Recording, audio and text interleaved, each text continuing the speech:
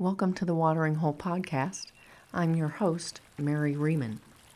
The Watering Hole is a place to come and quench your thirst for meaning, nourish your hunger for inspiration, and feed your need for connection, featuring inspirational talks, curious conversations, mystical meditations, and other artistic expressions exploring themes on life, spirituality, nature, mystery, and so much more. So meet me at the watering hole, and together, let's drink from deep waters. Today, I want to take a moment and consider the garden as a metaphor for our lives.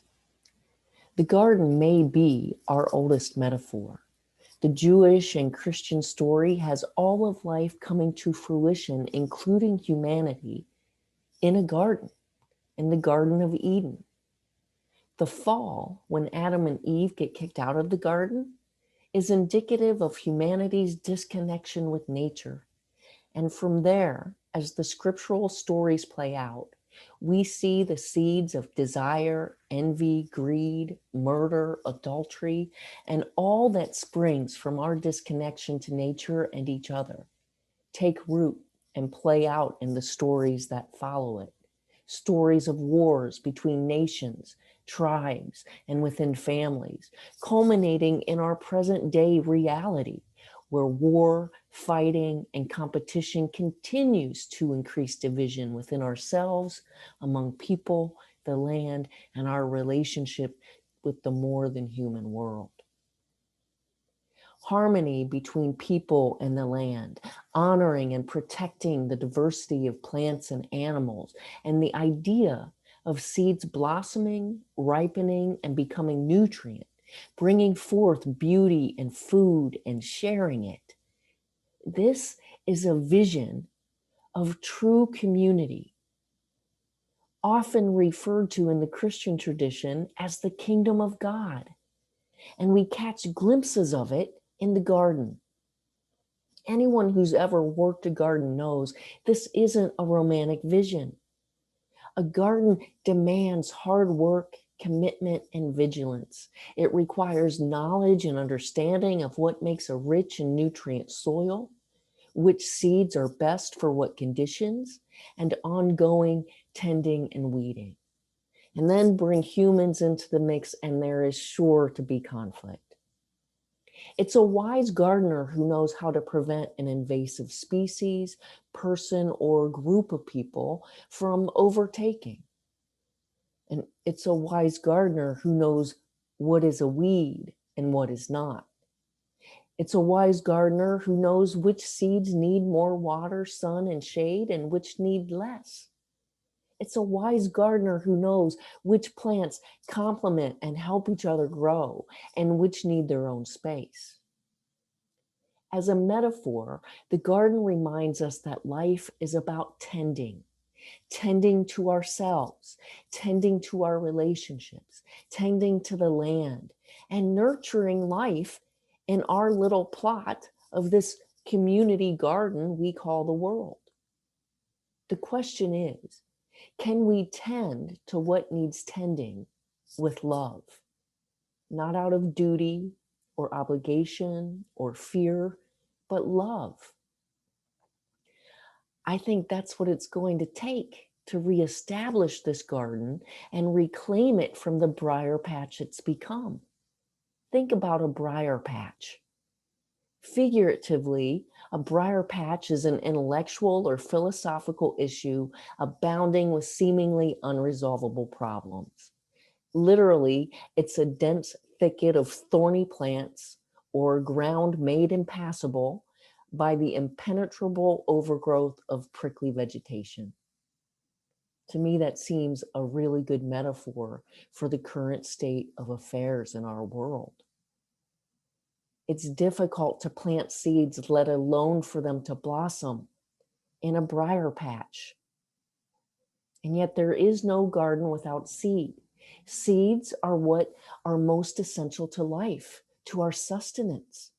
For many centuries, the planting of seeds in the earth symbolized the mystery of life and the journey of the soul. Through a descent into the underworld, life was regenerated. Through the darkness, we are reborn into the light. In our current supermarket life of prepackaged products, far removed from the cycles of planting, we may have forgotten this mystery, and yet it remains within our psyches as one of the most symbolic and nourishing stories of the soul, a connection with the deeper meaning of our existence. And now, as the integrity of the seed is threatened, so is this story and its primal meaning. Seeds are the central metaphor for who we are, the course our lives follow, and how we live today, as well as how we cherish what's passed down to us and how we take care of what's to come. The seed is such a profound symbol for the mystery and manifestation of life that all the religious traditions of the world have incorporated it into their teachings. In Christianity, the seed is a metaphor for the kingdom of God, a reality based in love, justice, and compassion.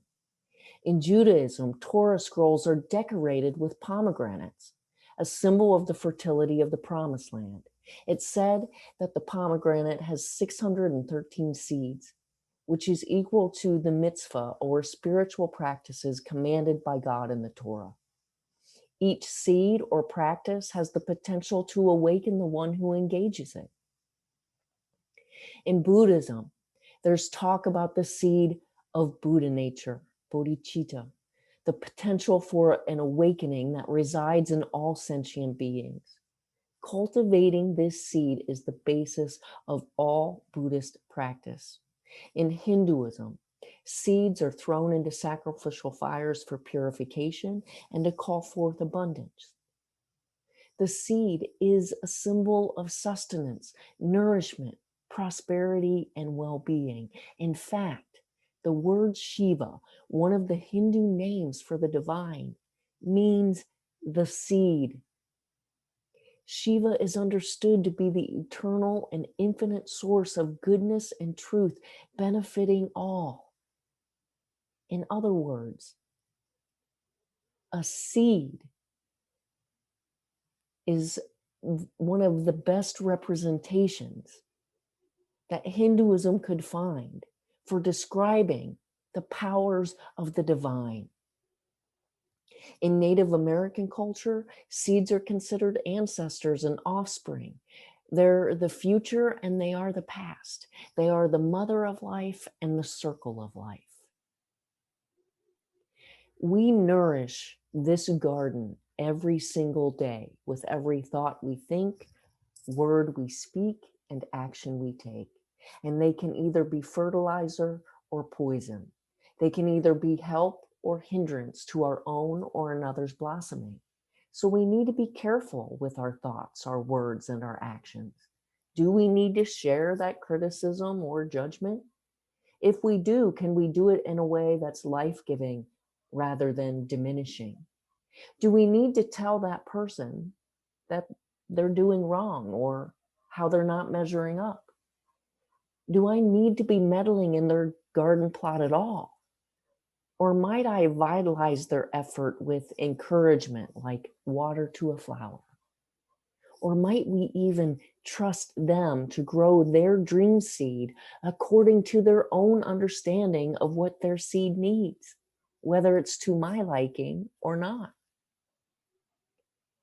We are seeds, and we carry infinite seeds within us, dreams, visions, hopes, fears, and whether or not they manifest, whether or not they take root and sprout, depends on how we water, fertilize, and tend them with our thoughts, emotions, and actions, as well as our ideas, beliefs, and biases.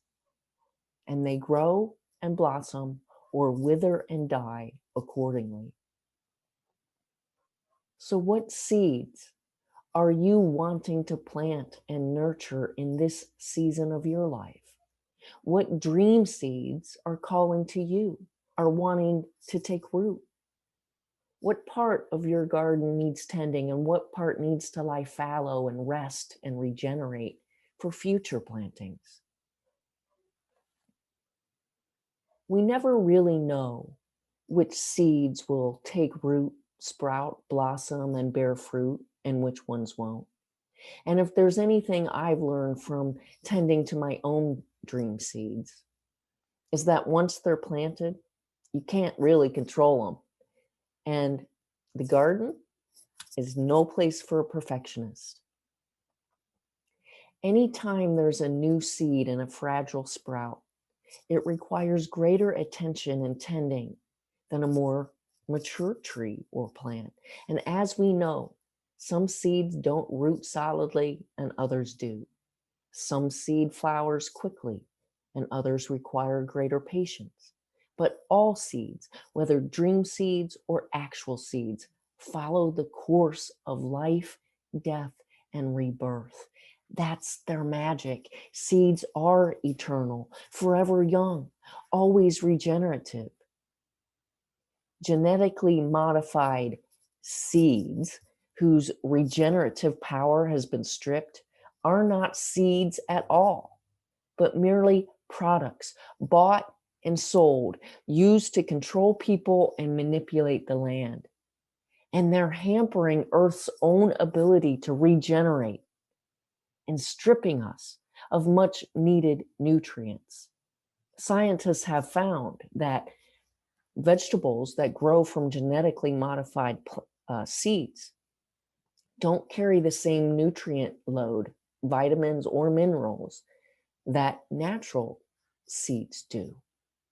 And we know that genetically modified seeds are also being used by large corporations to manipulate other human beings, namely farmers.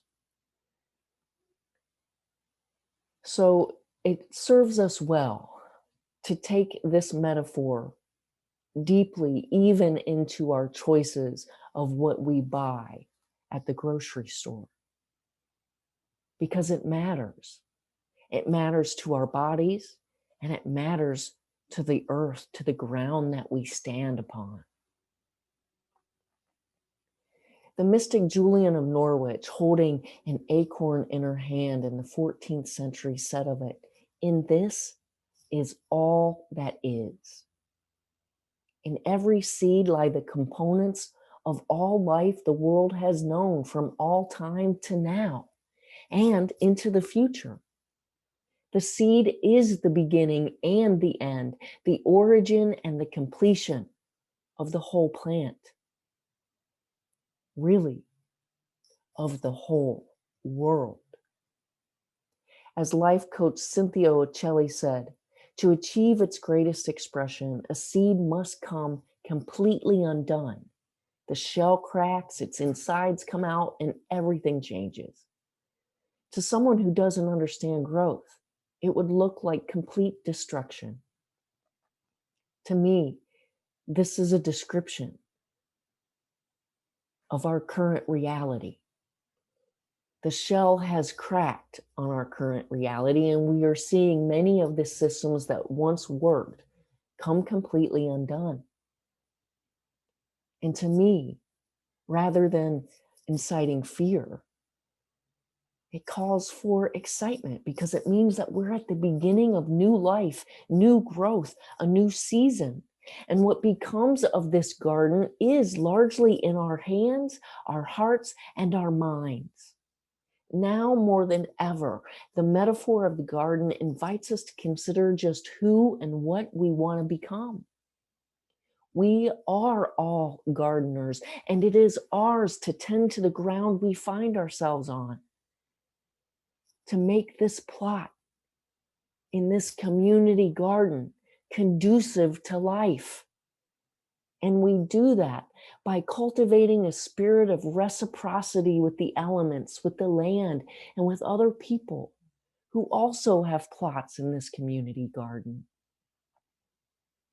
To see our life as a garden is to understand that we are in relationship. We are kin with all that is soil, seed, water, air, and earth, as well as ants, spiders, worms, bees, birds, even weeds, and each other. And as gardeners ourselves, we have to commit to tending these relationships with love and care. It's time that we look at the ground of our being to determine how nutrient rich we are or how depleted we are, so we can discern what it is we need to fertilize the seeds of life and love that can transform this briar patch, this thorny world where we've become adept at poking, cutting, and tearing into each other, into beauty and balm, healing, and nourishment for ourselves and our world. So this week, take some time to reflect on the seeds that you want to plant and nurture, as well as the quality of seeds that you sow every day. Seeds of kindness or hatred, seeds of compassion or judgment, seeds of hope or despair, seeds of encouragement or criticism, seeds of love or seeds of fear. Because what grows in this community garden that we call the world is in our hands and in our hearts. Thanks for listening, everybody. I look forward to meeting you right back here at the watering hole. And as Mary Oliver said, go easy, be filled with light, and shine.